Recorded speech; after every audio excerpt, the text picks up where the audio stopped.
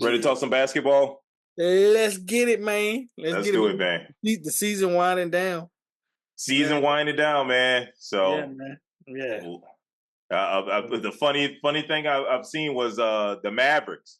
The Mavericks, man, are like they're in a tough situation because they're up against the cap, and they got a ton of injuries, and their 10-day contracts are getting ready to expire on the guys that they had, and they can't re-sign them. Oh, yeah. Okay. Yeah, Right. yeah. I So didn't get they're the whole details of that, but yeah, I heard something about they was talking about the 10-day contracts, and I'm like, what about the 10-day contracts? That's like a rule. I think you can only do 10-day contracts. Ah, And after that, you have to sign the guys to the full roster or something like that. That's it. Yep. That's the deal.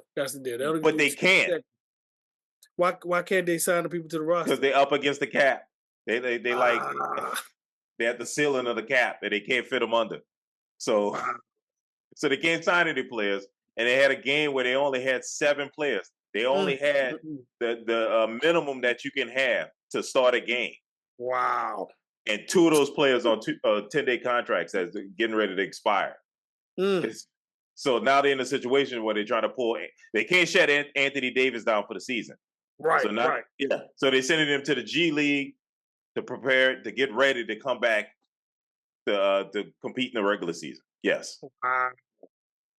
Wow. Yeah. I mean, because they had to take when they did that trade, they had to keep that contract, right? They had to keep that contract when they traded from the Lakers. That or Anthony Davis has a big contract, which I think he does. Right. That's what I mean. That's what I'm saying. His contract was bigger than Luka's, right? That's what I'm not thinking. sure. Oh yeah, because Luka's up for a new contract. Yeah. Oh, Luka's up for the new contract. That's what they was talking about, paying him that super max. Right. They didn't want to pay him that super max. Yeah, and I've heard conflicting stories about that. Right. One story is that they felt like Luka's conditioning was poor, and they didn't feel like it was worth paying him that money. But I also heard that the new majority owner of the team, way different from Mark Cuban, who wasn't so much caring about the salary cap, is trying to, reel in the finances with the team. Right. And didn't want to pay Luka all of this money. I think there's some type of conflict with the city of Dallas as far as getting the arena and stuff like that. So it's a big mess in Dallas. It's unfortunately a proud franchise like the Mavericks that's been really good over the past, I think Mark Cuban's been the owner for 30 years now? I would say late mid-90s.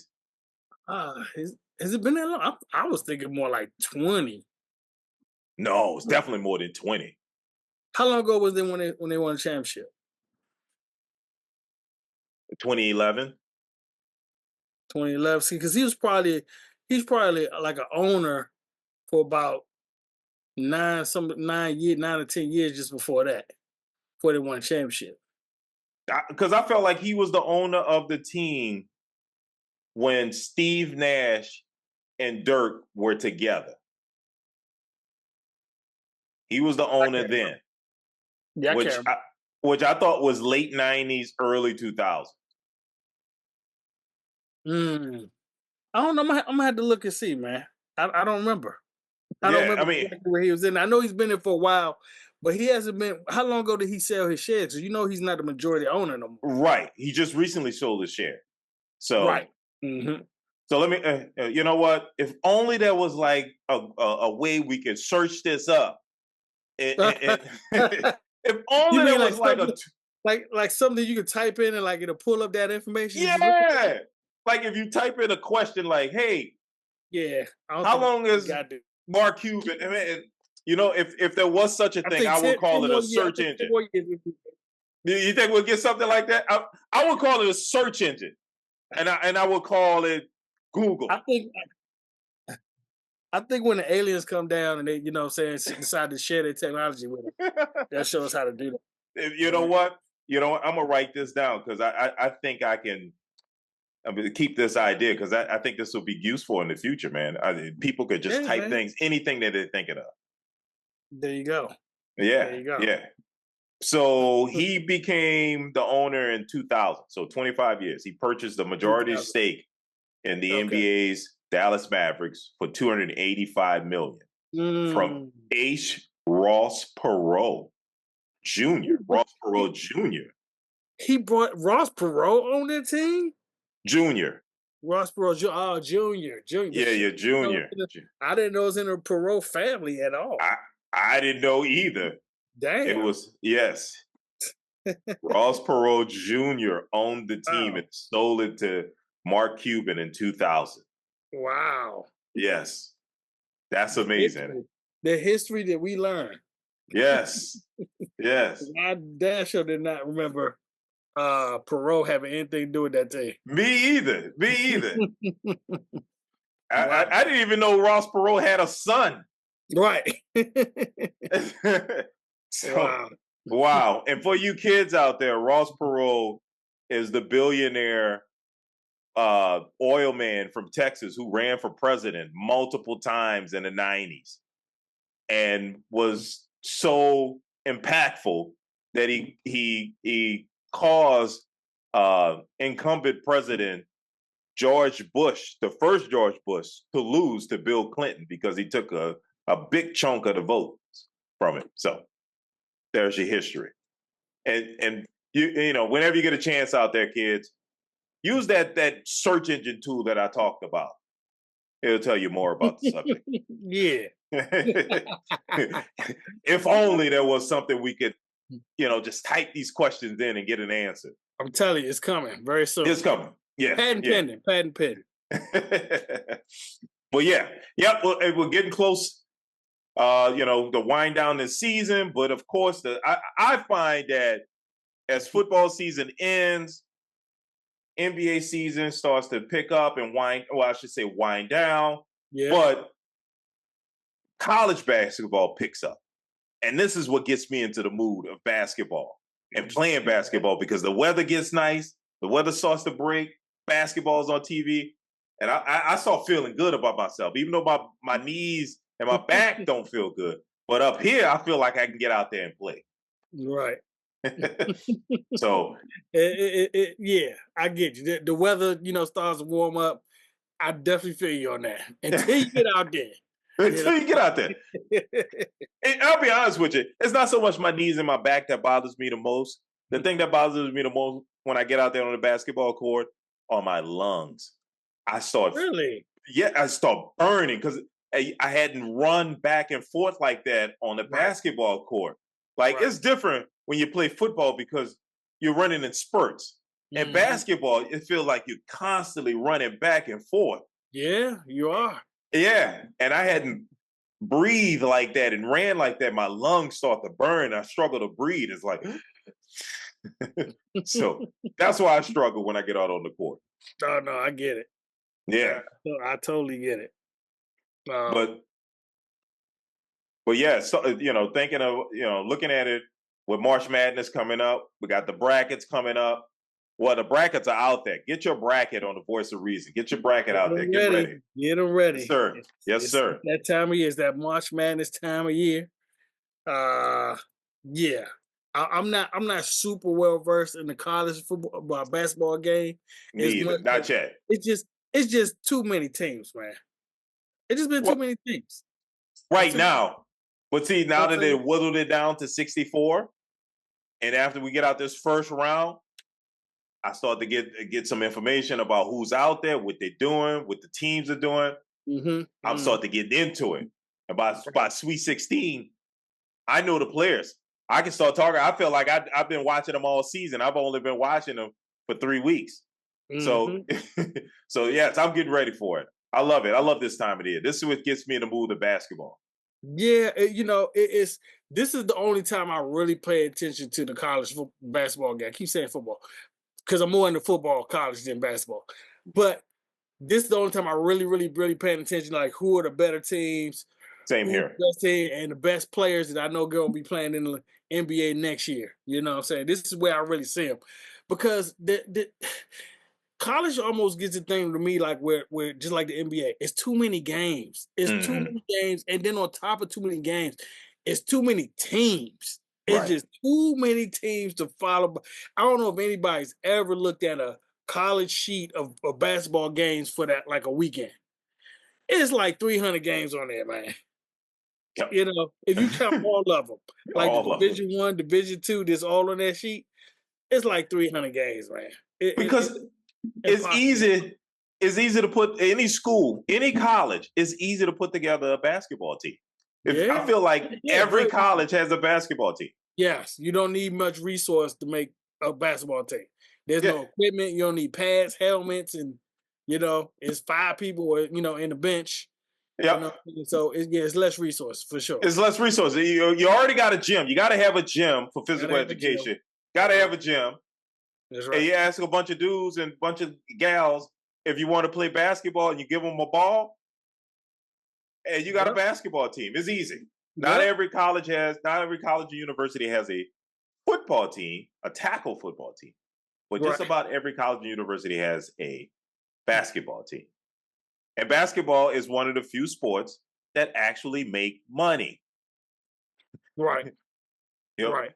It's only football and basketball that are actual money makers in college and high school. And those 2 sports support the other sports.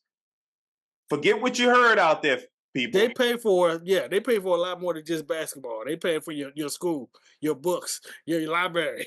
Yes. Your money is coming in for that basketball football team for sure.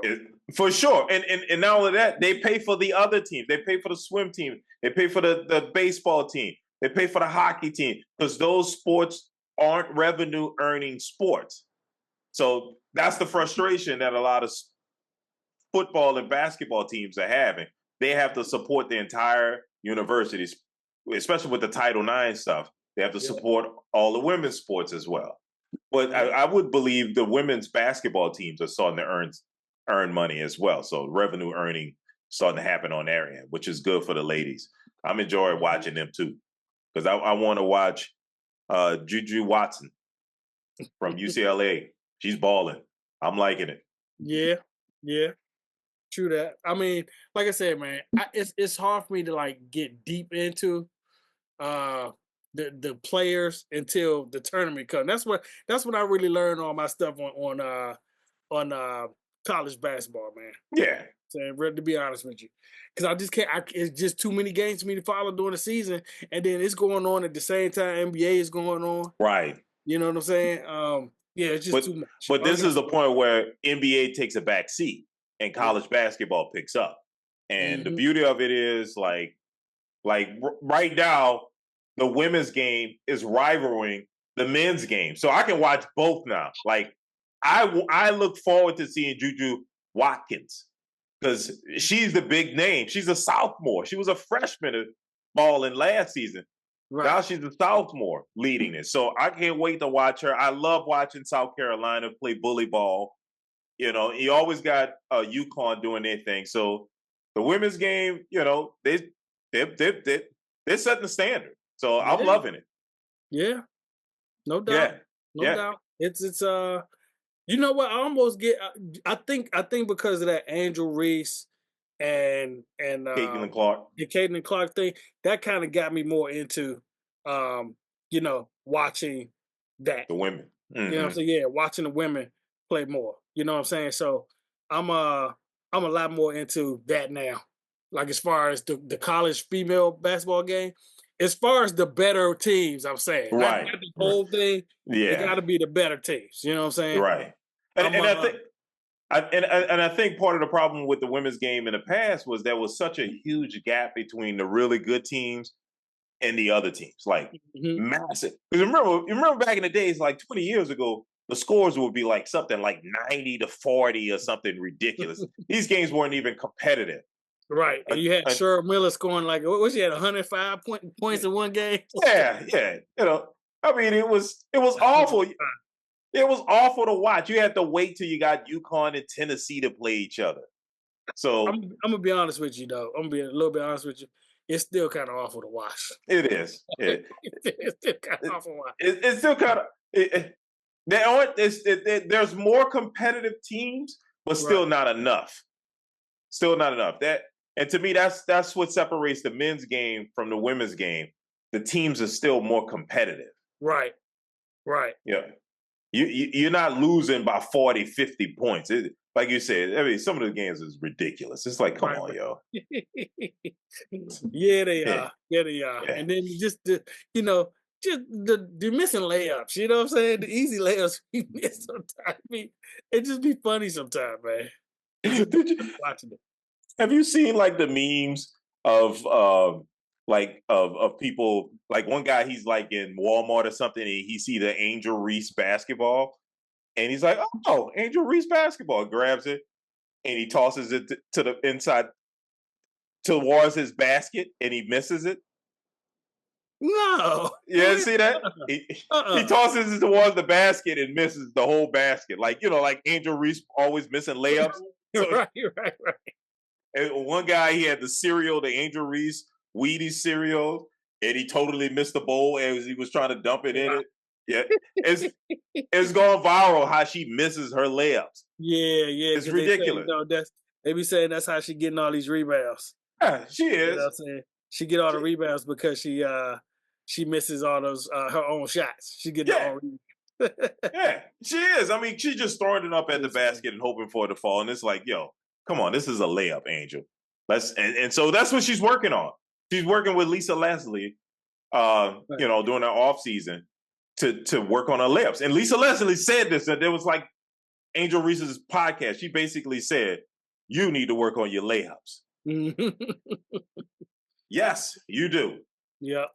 It's a layup. They call it a layup for a reason. It is a layup. Yeah. And I ain't gonna lie, I'm not trying to pile on Angel Reese because I do respect her game to an extent. But she do be missing some crazy layups. She Point blank layups. It's like, come on, man. What's that square on that backboard? Right. Hit it. They're basically easy as that. Just aim at the square and hit it. It'll get there. You know. Yes. Yeah. Yeah. She has to work on her use of her hand to get the right spin on, because that's what layups are.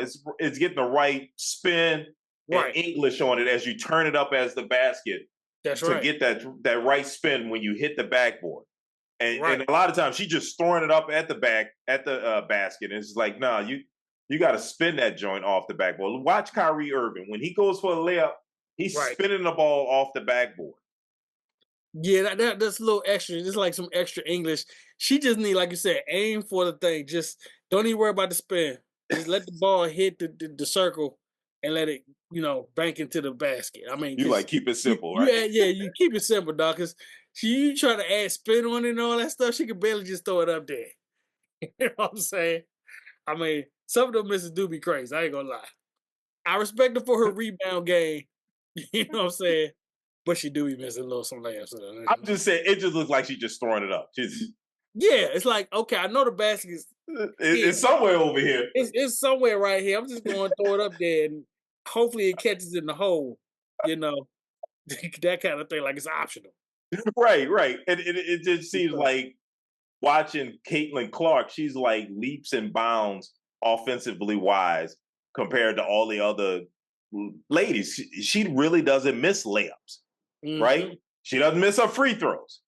So, these are key. These are like the easy points. This is why the men's game is in the 120s and stuff like that, because they don't miss layups. Right. And they don't. Yeah. So, yeah. Those are guaranteed points. That's why those words are synonymous with easy, layup. Right. It's a slam dunk.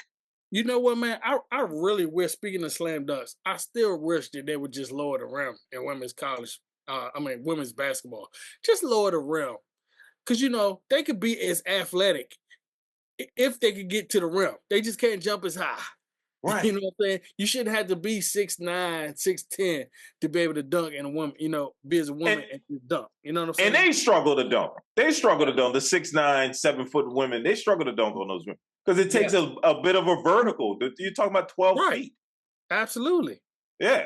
So absolutely. I agree with you 100%. Since they aren't as tall as the men, why not lower the rim and let them dunk? Exactly. Let them get up there let him dunk. You know what I'm saying? And then that'll bring some excitement to the game, so people guys should watch and then can support themselves. You I know? would I would be there for that. I would love to see Juju Watkins up there dunking on somebody and hanging from the rim. You know what I'm saying? Doing Yeah. that joint with two hands swinging on the rim. Come on, Mm-hmm. man. Yeah. That would be awesome, yo. That would be. I mean, you know what I'm saying? I mean, because you could make it at least look more athletic, even if it's not. Right. You know Right. what I'm saying? Right. You can make the joint look more athletic, and that would do it. You know what I'm saying? They'll add that extra element to the game. It would do it for me. I'll tell you that. I'll Yeah, for watch for it. real. Yeah. Oh, for real. I mean, I'll be definitely down with that. Yeah, because I mean, I think it's part of the problem as far as the excitement. It's just not enough of it. Like, I think Clark brought a lot of excitement because she shot a lot of threes, and the threes is like one of those things that's kind of been elevated close to what a dunk is in basketball. Right. So you Absolutely. shooting a three damn near from half court, that's like dunking somebody. That's like dunking on somebody in their face and hanging on the rim. When you Yeah. shoot from the logo, Yeah. yeah. Yeah, everybody on the bench, he hit it from the logo on Right. you. Right. Right. Yeah, they throwing up the three sign and all that stuff. They showing Right. out on you. That's like dunking on somebody. Right. I mean, that's basically what it is. That's as much as they can do as far as showing off. It's hit you with a long three. Yeah, You know what I'm saying? yeah, That's pretty much all you can do. yeah. You know That's what I'm all you can saying? do. I mean, You hit it think with a of long three. That's like, oh no, I mean that's you showing off. Oh, that's yeah, right. you know. Think about this. Remember it was so crazy when you first saw Steph Curry shoot a three, and before the shot went in, he turns Yeah. around and shimmies on you. Yep. Yep. That Or was the he'll turn most around. disrespectful thing. Yep. Or he'll turn around and start walking back before the joint go in. You know what I'm saying? Yeah. That type of Right, right. Yeah, crazy. it's crazy, right? And I remember he would do the turnaround shimmy at the bench of the opposing team. Like he'll shoot the three, and they yelling and making all kind of noise. And before the joint goes in, he turns around Right. and walks off the court. Yo, Yeah. yo, Yeah. yo, that's crazy, man. I done seen the real. I ain't gonna lie, look impressive. Now that does look impressive. When he just shoot it and he just turn around, like you know what I'm saying, like he know it's going in. He just look at the reaction to tell if it went in or not. That do be crazy. That'd be crazy, right? Yeah. Hey man, I to be like I tell people, he made the 3-point shot almost as important and as thrilling as the dunk. Yeah. I agree. Yeah, he made it special. So, but wait, I don't. I want to. What was that? No, I said no, absolutely. Absolutely. He the one got people start ramping up shooting them threes again.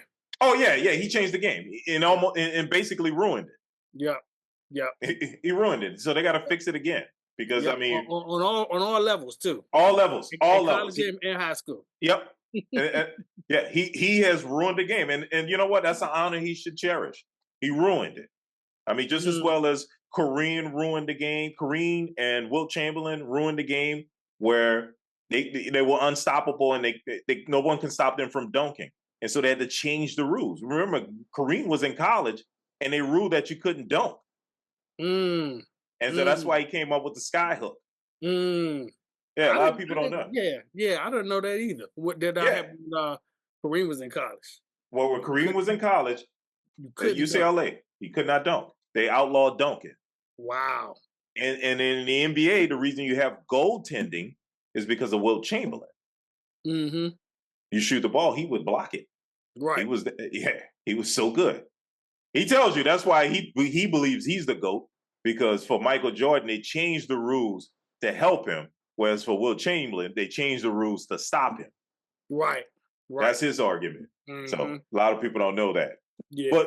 But going back to the tournament, I don't want to leave without Thank you, asking you this question. right. So we the 4 number 1 seeds, Florida Gators, Duke Devils, Houston, and who's the fourth? Got dog it. Who's the fourth? It's not UConn. It's not Auburn. it's who? Auburn. Auburn. Oh yeah, Auburn. Okay. Okay. Yes. So Auburn, who do you trust the most? Well, it's not Auburn, right? No, it's definitely not Auburn for me. And I don't want to go to the default Duke. I really don't want to go to I am. Duke. I am. I don't trust any of them but Duke. Yeah. I was thinking this is going to be like a Cinderella. This is one of them Cinderella years. Absolutely. Man. That's what I was feeling. You know what I'm saying? As I start ramping up, like I said, once it gets closer to the March Madness, I start getting more involved in the college basketball and I start looking around and seeing what I'm seeing. And I've just seen a lot of upsets. There's been a lot of upsets this year. I mean, it almost seems like college basketball parody. It is. That's what it feels like to me because I'm seeing like top ranked teams get beat by unranked teams. You know what I'm saying? And then when you have these top teams like in the top 5, they do not be blowing these other teams out. It'd be like close games. Well, I think part of that reason of it, you bring up a very good point. I don't mean to cut you off for it, but I want to make sure we talk about this. Mm-hmm. The great coaches mostly gone, right? Yeah, the we knew about Mike Krzyzewski. Yeah. Boeheim gone. Yeah. So the two who are still there, Tom Izzo. So don't sleep on Michigan State. And Rick Pitino is at St. John. So don't sleep on. Damn, I ain't heard that name in a minute. Rick Pitino. Rick Pitino. Okay. So don't be surprised if St. John is in the Johns is in the Elite 8 or Final 4. Okay, I'm gonna keep that in mind. We're gonna talk about it in the weeks coming up. Okay, absolutely. But I still trust Duke more than all those number ones. Yeah. I see. Auburn is a team I'm not used to seeing up there like that normally, and I had to really go check and see what they're about this year. I had to really see what they're about this year because I just didn't because I know it's like Florida. Florida was one of them, right? Was one of the number one teams. Yes, right? number one team. Yeah. Yes, that's the team I probably seen the most this year. Okay. I've seen them the most. They've been consistent every time I watch them. They won, but they seem pretty consistent. Man, I gotta do my rundown. I gotta do my rundown and say who I seen the most. I'm trying not to just default to Duke because Duke been there for years and years. It's always a team you see them in there. Oh, Duke got a chance. North Carolina got a chance if they're in there. But I think I like Florida. I think I like Florida. Okay. Florida's the team I've seen the most this year. That's why I'm saying that because I've seen them the most of any other teams. I watch way more than their games than any other game. Florida. Yep, Florida. Yeah. Well, see, the reason I don't trust them, the reason I don't trust Florida and I don't trust Auburn is because St. John's is in the same bracket as Florida. So St. John's is there as the number 2 seed. And in the bracket with Auburn is Michigan State. Yes. So you got Hall of Fame coaches in your bracket that you got to go up against. That I forget who the coach is of Florida, but I think he's fairly new, right? I think the coach that came after Billy Donovan, I think he got fired, and I think they got an even newer coach. And Bruce Pearl, I just don't trust Bruce Pearl in the tournaments. I mean, he every year. From Tennessee, I forgot where he was before Tennessee. That's what I'm about to say. He don't have a good track record. He don't have a good track record in the tournament. And then after the season's over with, we're gonna find out about some violations or something. Even in NIL, he gonna violate something. Bruce don't mess around. He gonna do something. He gonna find some way to get kicked out of the school for violations. Get himself up out of there. Yeah, he do it every way he go. Everywhere he go, he got some kind of violation, some controversy. He'd have paid somebody $100 million or something. I don't know. Just it's always something with this dude. So I don't trust him, and I definitely don't trust him in the same bracket with Michigan State. Yeah. And so in Duke's bracket, the number 2 seed is Alabama. I'm not worried about Alabama. Yeah. Like I said, I haven't seen them on the map. They haven't been on the map this year for me as far as college basketball. I've only been hovering around the top 10 pretty much. You know what I'm saying? That's really all I had time for to like look at. You know what I'm saying? So yeah, Alabama, I've seen a couple of their game results, have not watched a full game of Alabama yet. Have not watched a full game. Well, we'll see. We'll see, you know, who's right, who's wrong when we look at these brackets. Mm-hmm. Yep. Definitely. And we'll see, talking to our listeners, we'll see your brackets too. So get it done. All right. Absolutely. Follow the link. Get them brackets in. You know what I'm saying? We're going to all have them in. See who win. Exactly. All right. Let's wrap this thing up. Thanks for joining us again. We do this thing every week. Make sure you like, comment, and subscribe. And we'll see you next week. Holla.